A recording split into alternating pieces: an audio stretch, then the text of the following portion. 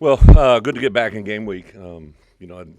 As I've said a couple different times, right, this is my 15th year entering as a head football coach, and every one of them is uniquely different. Obviously, to be a 3-5 team going into a bye week, there are going to be a lot of conversations from coaches to players to obviously everywhere in between there, support staff.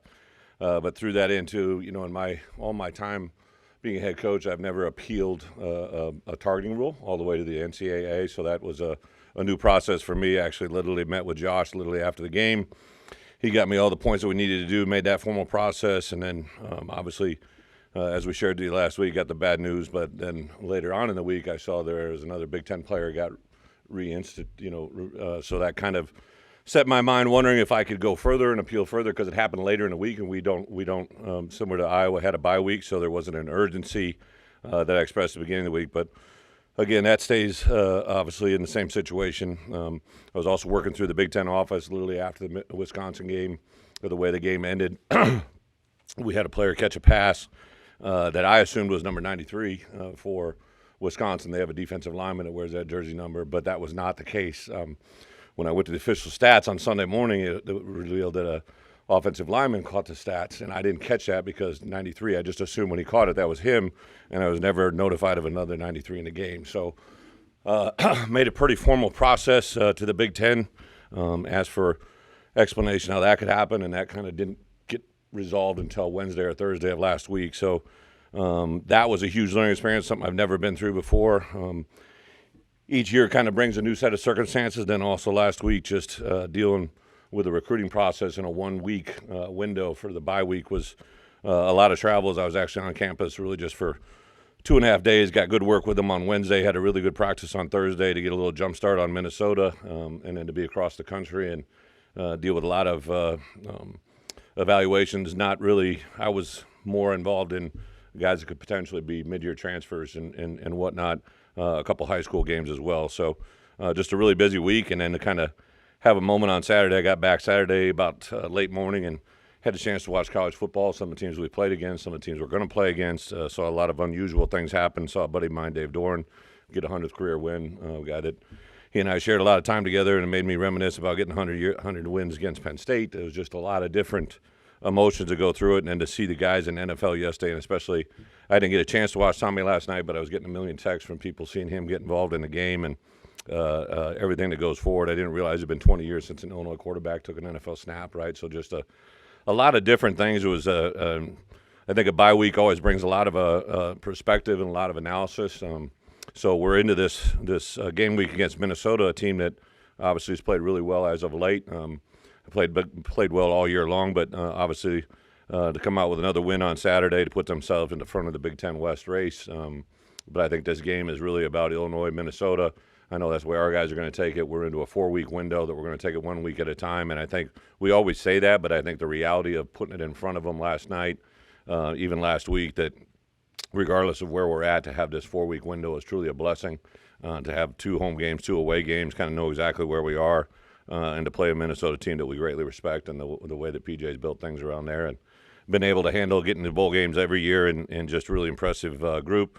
The same Minnesota we saw a year ago, though it's different faces, a lot of the same content. They want to run the football. They're very, very efficient in what they do. The quarterback is really a good game manager. I think their defense is extremely aggressive. Have a couple of great players. 27 is a really incredible player. Very impressed with him to watch year in and year out, see his growth, his development, and everything that they have. So a challenging week, and one that we're excited from an injury standpoint. Literally starting to get some of these guys back. Keith, Reggie, 2 of the biggest guys, one on offense, one on defense. I think they'll be with us, but a lot how they handle this week. So they're getting cleared to do more and more. Now it's about how they respond to once they've been cleared, right? And it's been positive at this point. Got a little thin on running backs going into the bye week. There's literally a day where we had to move 2 guys from defense over just so we could practice, just because I didn't want to take a bunch of those guys are going to play for us on unwanted hits, and we want to get good work. So a lot of good growth in the bye week. So with that, open it up for questions and go from there. Brooke, can you share any of the feedback you got from the Big Ten on those 2 issues? Every week that I usually turn in a couple plays, there's obviously a clapping play that is pretty easy to see. On the big play that set up the game-winning touchdown, the player goes out of bounds, and because it was past the 20, that didn't initiate a substitution, but he then watched the next play. The guy that caught the ball watched the play from the sideline. So obviously I know what happened, right? There was a substitution, but we weren't given a substitution signal, so that made me cause my turnout, so to call a timeout. So after the clap and after that one, I had 2 timeouts that could have been given back to us, which would have had a huge effect. The last play of the game, we saw 93 line up at the tackle. Our players didn't see it because he was covered with a YY. It's a totally legal play. But again, he warmed up in number 66 before the game. So that's what we checked him off in our 2 deep lineup. And when you report into the game in any number other than what you reported in, you have to tell us. We've done it. I bet you I've done it 30 times in my playing career or my coaching career. We did it 4 or 5 times earlier this year when number 5, when Caleb was kicking off, Zach Toby, you literally hear the officials announce number 5 is now in the game. We're in this, so it's very frustrating and had a huge impact on the game, especially with not having those 2 timeouts that I feel were directly resolved or could have been resolved with better management. But Wisconsin won the game, and we have to take the loss. But I was exploring many options to try and get that verified, but obviously don't avail. Difference with Johnny's hit? Johnny's no, because once it appeals, the Big Ten supported it, and then they sent it on to the NCAA, and the NCAA supported it, and that was kind of the final appeals process. You mentioned how just having the 1 bye week was different recruiting-wise, but when you just have the 1 and it's maybe at this later point in the season, did you do things differently with your players just because it'd been 8 weeks? Yeah, absolutely. We'd actually done a lot of things differently the 2 weeks leading into Wisconsin. I thought our guys had played extremely hard through those games down the stretch.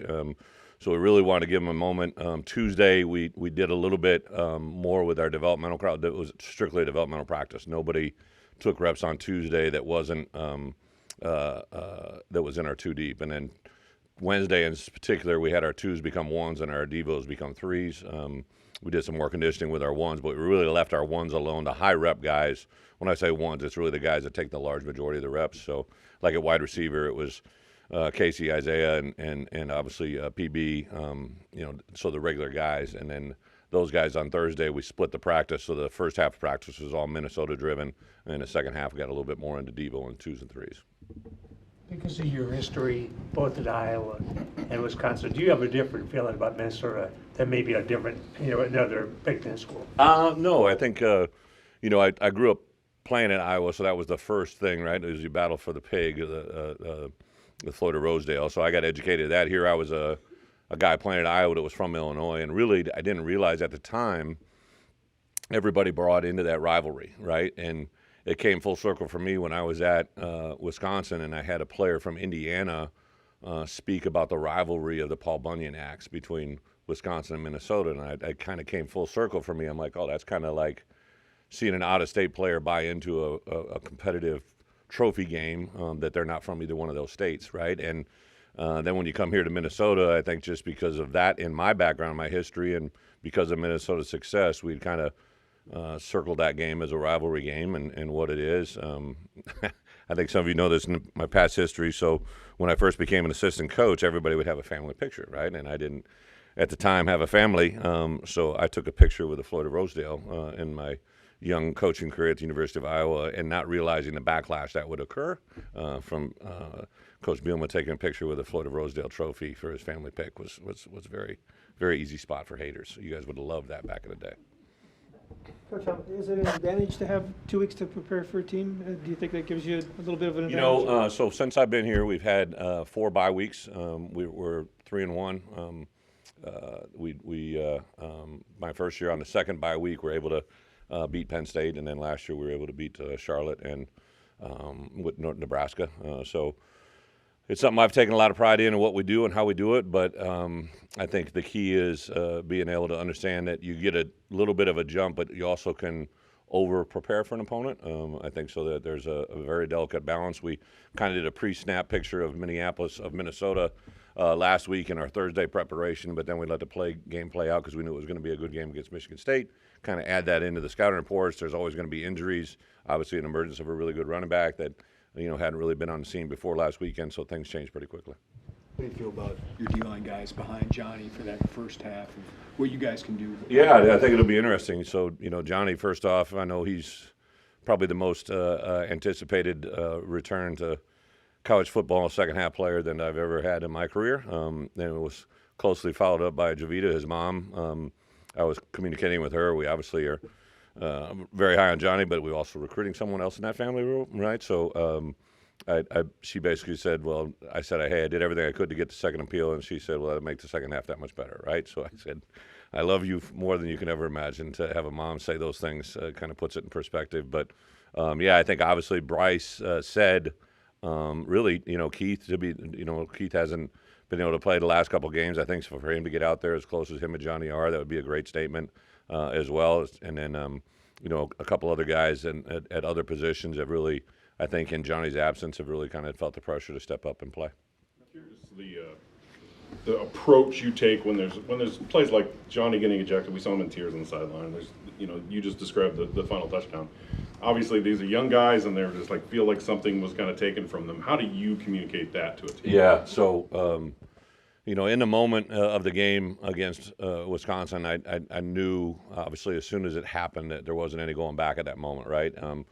I asked for basically the explanation, but there was a lot going on in that play. There was not only that, they called it wrong on the field, right? They called it a roughing the passer, and they had to quickly reverse that and turn it into a targeting call that had to get reviewed upstairs. So there was a lot of mechanics that was just off, right? So that was very frustrating. I saw his reaction, and I kind of knew in that moment like he was going to process that on his own way, right? I knew he was going to get a lot of things, and I had a game to manage and move on to. We definitely had a conversation. I brought him in the next day and kind of told him what my plans were, my intentions, told him I was going to do everything I possibly could within anything I could do, and exhausted everything from NCAA and Big Ten standpoint. So that was that. Some of the things that, literally almost a year to date was the Michigan State game where there was a conference-wide recognition of feigning injuries, right? And that was another one where I just felt like this has a huge impact on the game, and it's kind of just retroactively we've been the guinea pig, right? And I pay attention to a lot of different things. So there may be things that I bring up that other people don't, but that's the only way I know how to work. I think the reason our kids play hard right now, when others maybe think that how do they do it, or they're a 3-5 team, or when we were back before we beat Maryland, how do we get to that point? Our kids believe, right? And then they're very frustrated as fans are, and other people. Like, I can promise you we're 10 times more frustrated. So I think to channel that the most appropriate way and build on it, I've said all along that men are defined more in their moments of adversity than in their moments of success. And, obviously we've had some adversity this year, and really looking for the proper response in the next 4 games, 1 week at a time.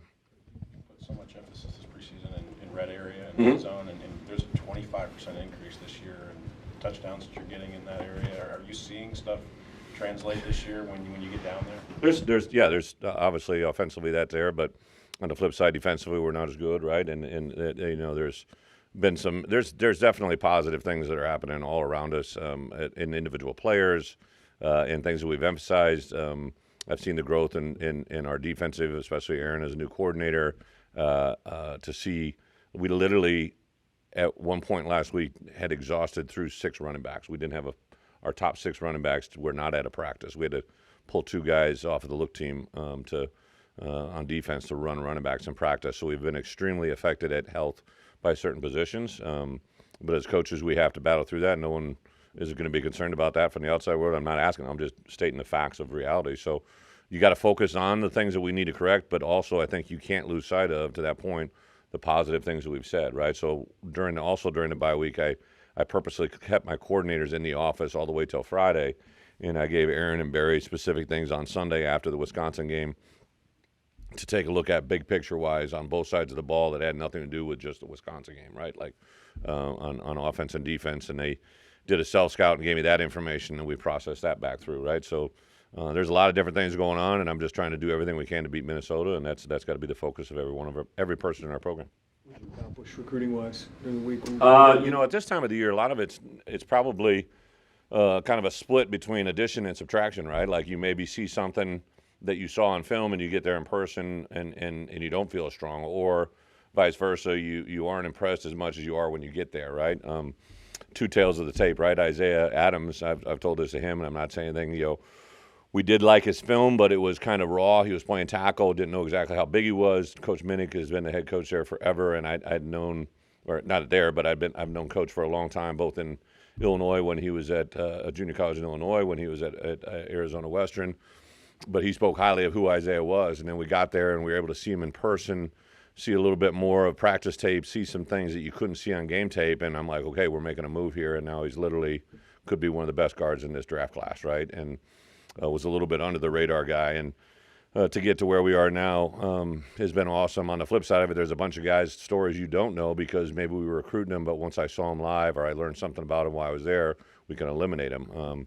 I hit the plane last Sunday, I believe, with 14 linemen that I was evaluating to be in our program, and I think I came out of it with a list of 8. So we eliminated 9 and added 1. So I felt better there. Now we know where to focus on and get our attention to detail as the next 2 weeks go ahead. So really in recruiting, a little bit of it is, some of the high school stuff, it's kids that are already committed and you're just kind of, following up and doing goodwill. But a lot of it is, for me as a head coach, I was the only one doing this. Everybody else was out recruiting high school players. I went into junior colleges and possible transfer situations. All good, everybody? Awesome. Thanks. Thank you.